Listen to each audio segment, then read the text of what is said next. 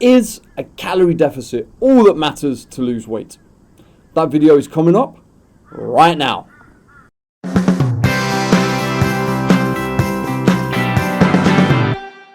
Before we get really into the nitty-gritty of this video, I think we need to give some background. I recently have been talking to some really awesome people related to the health at every size movement and the body positive movement and things like that. Movements that I wholeheartedly support. And they look at me as a calorie deficit advocate, and they think that the two can't coexist. You can't be a calorie deficit advocate and you can't support health at every size and you can't support body positivity. And here I am, wholeheartedly in favour of people feeling great about themselves, wholeheartedly behind the fact that I genuinely believe health is a subjective thing and you can feel healthy no matter who you are, where you're from and what it is you do. But I also can't deny the science. The science is irrefutable. Calorie deficit is what is required in order to lose weight. Now that doesn't mean that I think anyone who is overweight needs to lose weight. That doesn't mean that I think those who are obese should lose weight and we should do more to make them lose weight, and we should create a society that means that people who are obese are marginalized within society and they should be encouraged completely to lose weight. I just sit here as a fitness professional explaining the science to people about calories in versus calories out. Now, the science can tell us one thing, but in truth, calories in versus calories out is so much more complex than that. And that's really what this video is going to go into. It's going to give you all of the background on why the HAES movement has to exist and why we have to be body positive in this world. Because simply sitting here and going, well, it's calories in versus calories out, so, you just need to eat less and move more, just ain't good enough. It's just not going to cut it, because it is so much more complex than, if that is your attitude, it is so much more complex than you will ever probably be able to fathom. So let's get into it right now. Calories in is quite simply not as straightforward as how much food you eat. Yes, food contains calories. I'm not denying that. But there is so much more to what goes into somebody's intake of calories than quite literally the food that they eat. What goes into why people eat the way they eat comes down to their personal economics, their socio-economic status, comes down to where they live, comes down to their environment, comes down to their genetic factors. There is so much at play here that you really, really, really need to delve in and listen carefully to the outline I'm about to give you. So if we take personal economic factors, recently in the United Kingdom, the government, sort of last summer now, the government launched its new Tackling Obesity initiative, and there was people on the telly box, and I've seen these interviews, I saw them basically coming out here and going, it is not more expensive to eat healthily. That is a lie. And it's actually not. It is wholeheartedly more expensive to eat healthily in the UK than it is to eat unhealthily. And this is how we know. In 2014, the University of East Anglia and the University of Cambridge, they teamed up with, listen to this, they teamed up with the British Heart Foundation, Cancer Research UK, the Economic and Social Research Council, the Medical Research Council, the National Institute for Health Research, and the Wellcome Trust. And they produced a paper which looked at the growing price between healthy and unhealthy foods in the United Kingdom. Now, if there was a group of people that I wanted to look at something like this, I'm pretty sure they are in that list. So let's get on with it. We can't say that it's a biased list. We can't say that these people were doing whatever it was, they had their own slant on it. I mean, these are such masterful institutions. It's like a real dream team.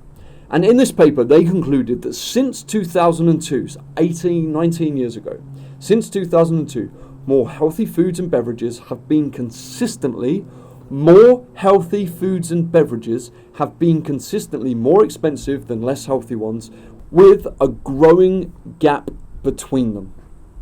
This trend is likely to make healthier diets less affordable over time, which may have implications for individual food security and population health. And it may exacerbate social inequalities in health. And the hardcore results found that in 2012, the average price of more healthy foods was about 3 times higher. £7.49 for 1,000 kcal of healthy food compared to £2.50 for 1,000 kcal of less healthy foods. There are limitations to this study in that healthier foods with healthier foods, you get less calories per part of the food. They're less calorie dense. But aside from that, it's quite stark that there's nearly a £5 difference between healthy foods and unhealthy foods in the United Kingdom. I've said it before, and I'll say it again, and I will keep saying it until everyone listens and understands this. I've said it before, I'll say it again, especially to those who believe that the overweight population and the obese population simply are lazy. When someone doesn't know when their next meal is coming from, they aren't going to worry about the quality of that meal. They're just going to be thankful they got to eat today. When someone's economic factors are so low, when someone's on minimum wage, when someone has no financial security, they don't care. They don't care whether they're eating chips or carrots. They don't care if they're eating potatoes or chicken Kievs. They don't care if they're eating sweets. They're just thankful they're not going to be hungry for the next hour. And if you can't see the human effect of that, then that's on you. I can't help you. If you honestly think that, well, these people shouldn't feel like that because they just need to go and spend more money on being healthy, they can't afford to. The study clearly states they can't afford to. When someone doesn't know when they're going to get paid, they're just thankful they're able to feed their family. And more are we living in a society where financial security is becoming a thing of the past. And along with that, housing security is becoming a thing of the past, which then creates more uncertainty in terms of a safe, comfortable place, which food is a massive part of that. Your personal economy leads directly to the type of diet you are able to eat. And if your personal finances aren't in great shape, you're going to eat in a way that doesn't affect your finances as much. And that is clearly a less healthy diet.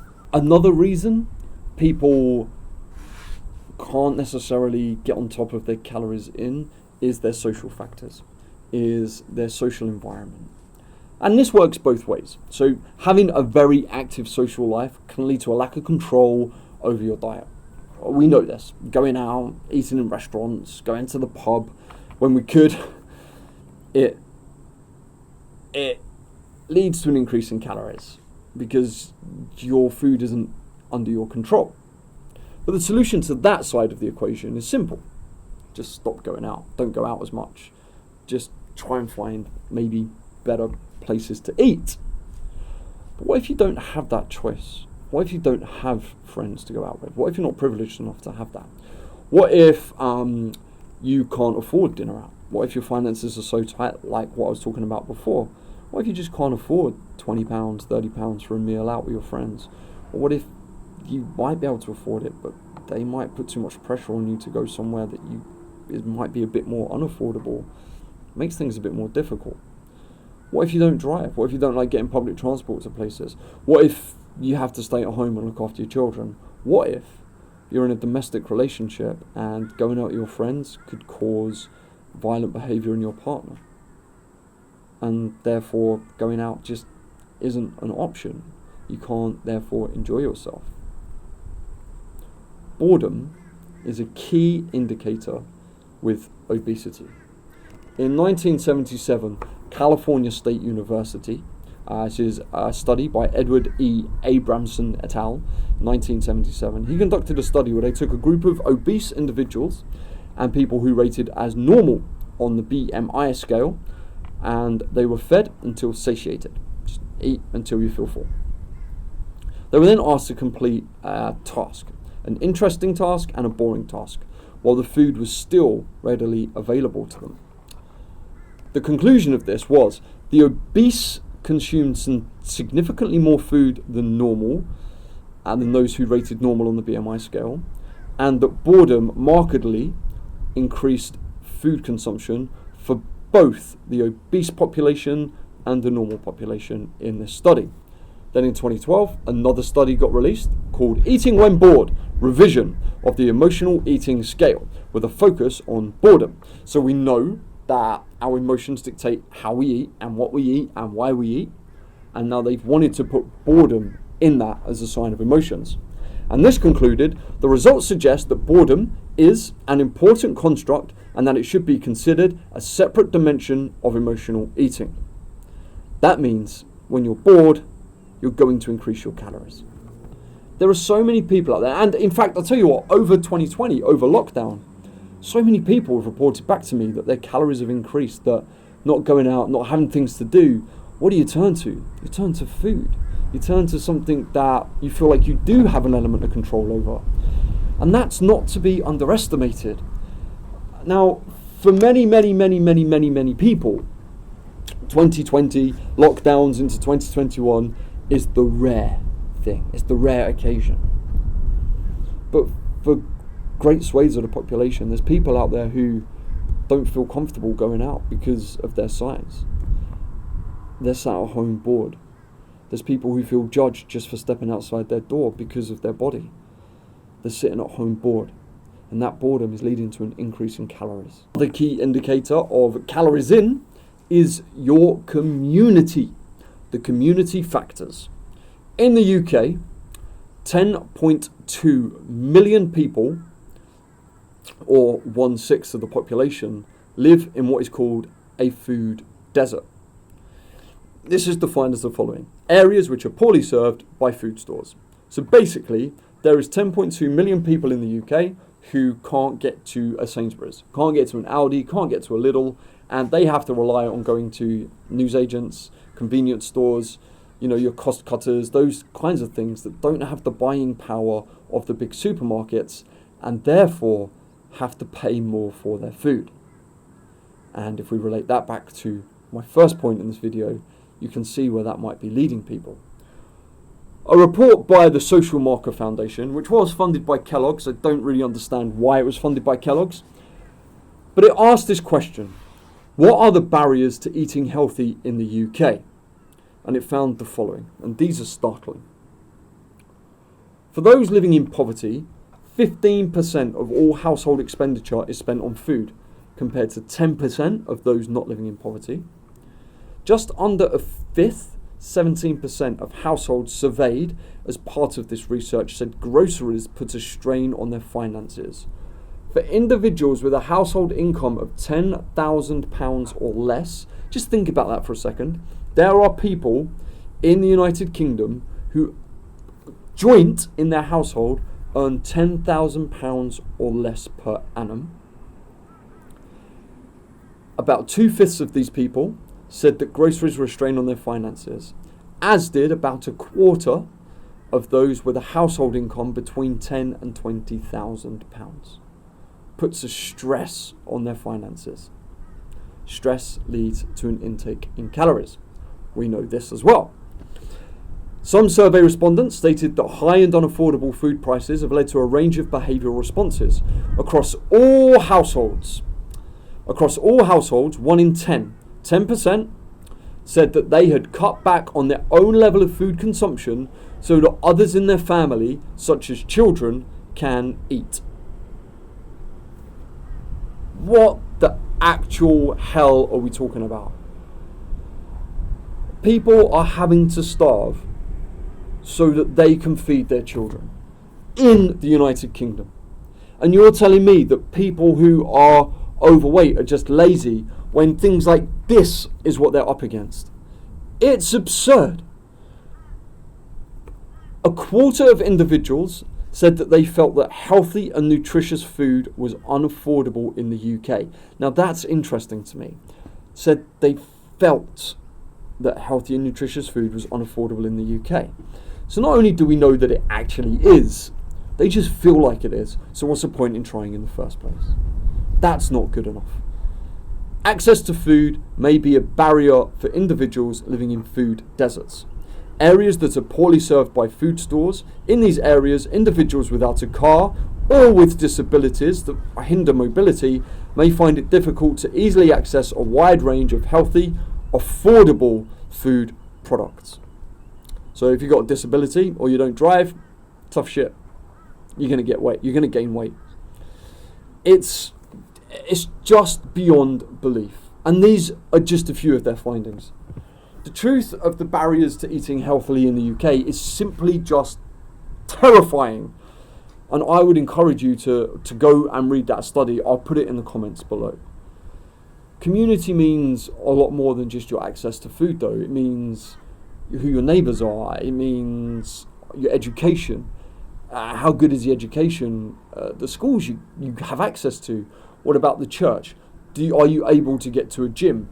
Are you able to do all these things? A study in Seoul in South Korea said that lower socioeconomic status increased obesity.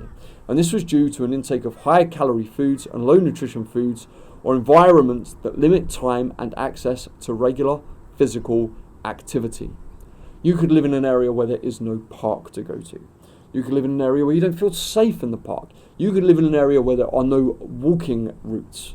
All of these things exist, and it is a key indicator to obesity. There's a study by Frank et al. That looks at walkability in neighbourhoods, and that found that male residents of more walkable neighbourhoods were less likely to be obese or overweight. So if you feel scared walking through the street, especially in the UK when, in January, December, you get very little time outside of regular working hours of daylight. Like it gets dark at 5 o'clock, 5:30 in the evening, finish work, and then you suddenly got to go out into a neighbourhood you don't feel comfortable in, you don't feel safe in. You're not going to go out for a walk, are you? You're going to stay at home.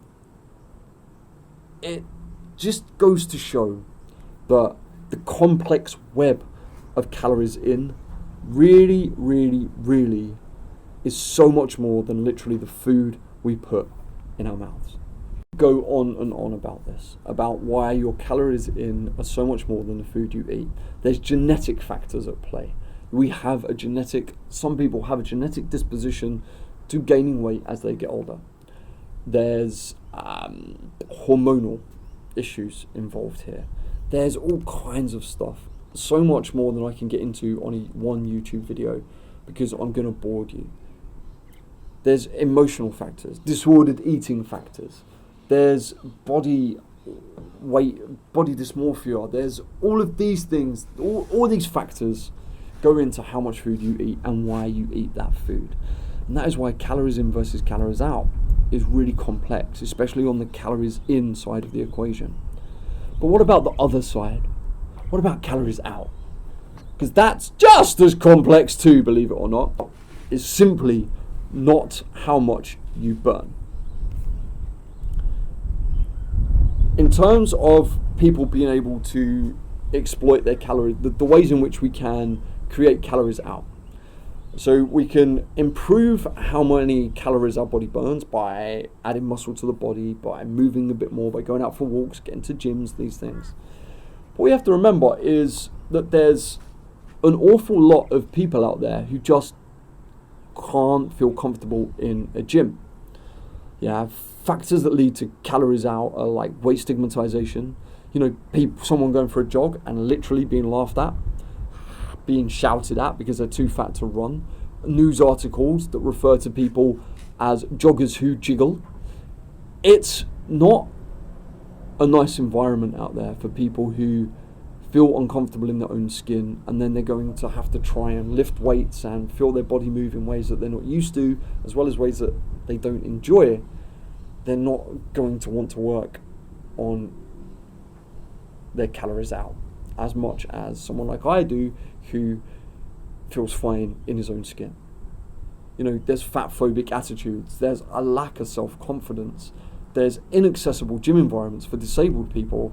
I mean, that is a massive failure of the fitness industry in not making gymnasiums accessible for disabled people. As resting environments, like mirrors constantly everywhere in the gym, and if you don't like looking at yourself, which a lot of people don't, how can you expect them to stand in a gym as they're lifting weights? And then there's repeated failure.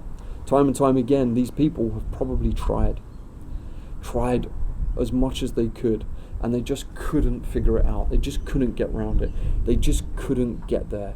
And that's not good enough. It's difficult because there's many people in my industry, like me, who are just trying to do the best for people who need it the most. But on the flip side of that, we can also sit here and just spout about calories in versus calories out, about a calorie deficit is all you need to lose weight. And it is, but it is just so much more complex than that. Unpicking this web of everything I've laid out in this video isn't going to be done quickly, easily.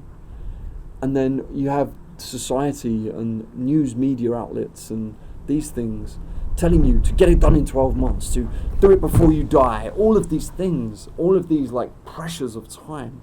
It's no wonder people just stop, just don't care. Personally, I believe we can create a bridge.